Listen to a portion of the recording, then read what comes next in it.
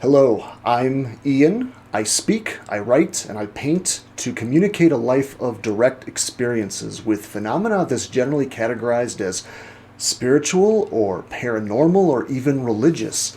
But I'm a bit of an oddball in this community because unless I'm given a really good reason not to, I tend to defer to the findings of modern science.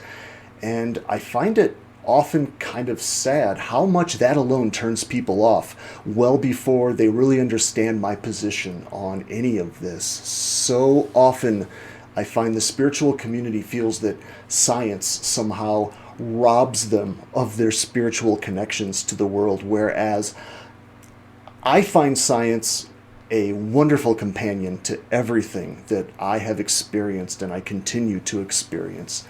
But I also don't expect it to have all the answers to what I know is true about the universe. So, for instance, when it comes to questions about what the world is made of and how it operates at the most fundamental levels of reality, I am consistently mesmerized by the findings of quantum mechanics. We're discovering such an incredible world on those levels of reality. And when we try to unravel our relationship to the rest of the life on the planet, and we ask how these multitude of different organisms ever manage to adapt to the drastically changing environments this planet can offer up, I find an indescribable beauty in the insights the theory of evolution has offered up to us. In fact, every person, and I mean every one of them so far I've interacted with who doesn't believe in evolution, doesn't understand what the theory actually states. Again, that's so unfortunate because it paints such a beautiful vision about our deepest connections with every other organism that's ever lived. And when we peer out into the cosmos beyond the boundaries of our tiny speck of a planet and we wonder at what's out there, cosmology has unveiled a universe filled with mysteries and a play of enormous forces that exist on scale so incredible our imaginations can't begin to contain them. But then, around the age of 19, I began spontaneously experiencing what I later learned are called lucid dreams, and those states of consciousness gradually evolved into out of body experiences. So, I was just entering college when these phenomena first appeared in my own life. I had no spiritual or religious training of any kind. My diet was that of a typical college student: pizza and Chinese carryout and beer. I didn't know how to meditate. I didn't practice yoga or recite mantras. I didn't even know what it meant to have a lucid dream. So, given that, it's very important to me that my listeners understand that to tap into these realms, you most certainly do not need to be a vegan who only wears robes made of organic hemp and crystal necklaces, who burns sage and does yoga 3 times a day. And also, there's nothing wrong with it if you do, by the way, but you don't need to look or act like a monk to connect with these realms on any level. At this point in my life, some 30 years of experiences later, I've now personally witnessed nearly every major type of paranormal phenomena, from auras and chakras, telepathy and spontaneous healing, and even witnessing a couple of UFOs. And it's abundantly clear to me now that I'm moving towards a state we have generally referred to as enlightenment. I understand that now. The process has become quite clear to me, and I see the same is true for everyone else. Everyone is simply dealing with a different, very necessary lesson before they return to this blissful state of perfect non-duality. But I would say that where so many people who have also realized that they're on this same path, they develop a kind of distrust or a disdain for science and skepticism and rational thinking. I absolutely embrace those systems. When it comes down to it, my experiences have simply illuminated a very different understanding of what consciousness really is, what it's capable of, and how our very identity, our deepest concepts of self, is directly bound to how our reality manifests for us.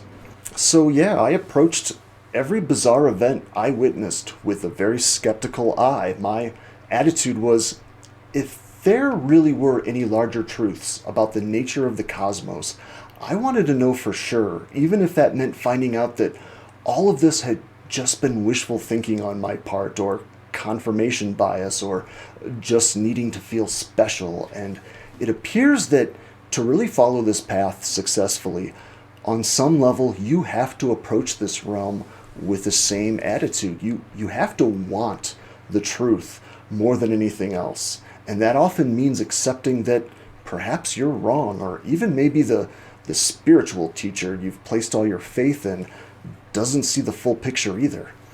And I've been there. I get it. That can be tough. You have to be humble enough to admit sometimes that your mind tricked you into believing in some kind of magic because you just hoped something would be true so badly. I can't tell you how many fantasies I've fallen for over the years. Fantasies I desperately wanted to defend and not look at critically.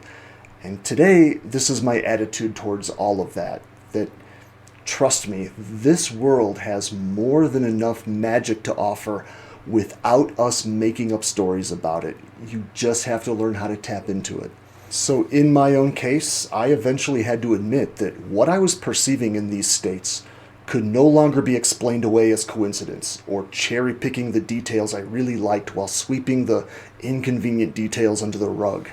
In fact, for me, it was a fairly dreadful realization that I was indeed perceiving and interacting with phenomena that our current understanding of physics and neurology could not account for. Astral projection can sound really exciting, but for many, when they are directly faced with enough evidence that their consciousness, or whatever you want to call it, can actually move beyond the limits of the physical mind and body, that can be terrifying. That can be a terrifying truth to digest and not go crazy along the way. Specifically, it's scary to our definition of the self, which has relied heavily on the notion of separation and individuality. For decades, I've been searching for consistent patterns within these experiences and trying to pull any reliable, genuine truths about these realms away from what my imagination might be whipping up. And from an early age, I wanted to know what would happen if I approached what I was being subjected to on a regular basis with more of a scientific approach, as much as the given phenomena allowed. And what I found is that there are indeed reliable frameworks we humans operate within on the level of consciousness, and there are specific factors that must be present to connect with the hidden aspects of this universe beyond what we've been taught is even possible. And of course, since I'm hardly the first person to investigate these realms, there are a lot of parallels between what I've discovered and what some of humanity's oldest spiritual traditions have been pointing to since well before written history. I sometimes describe myself as a kind of mechanic of spirituality. I'm not the guru who's here to convince you of anything or to try to prove to anyone that we each hold a potential at the core of our being that is more powerful and expansive than the mind can imagine. My goal is to present what I've been discovering at face value as much as possible. And if you decide you want to wrap the model I'm laying out in a religious narrative or a new age framework, then I leave that to you. What I'm trying to do here with my books and now my video series is to illustrate the underlying designs of consciousness and meditation, lucid dreaming, out-of-body experiences, and ultimately enlightenment, and show how all of these paranormal phenomena out there they're directly connected without relying on a lot of supernatural terminology, which I generally find unhelpful in communicating ideas that people will broadly interpret the same way. I do this in the hopes that the model I'm illustrating can help you along your own path so that you can find out for yourself what lies beyond the veils of illusion our minds can call up. I really have no interest in followers who are just blindly accept what I'm telling them, you should always be suspicious of any kind of teacher, spiritual or otherwise, who wants or demands your faith. I want people who use these maps to help guide them on their own journey. Those who are familiar with my work know that I say time and again, in the end, it's not going to matter how many articles or books you've read or how many videos you've watched. Your personal experiences with the larger possibilities your consciousness has access to are what will lead to real change in your life. So that is what I'm always after. From an early age, I wanted to know what would happen if I approached what I was being subjected to on a very regular basis with a scientific approach. As much as the given phenomenon is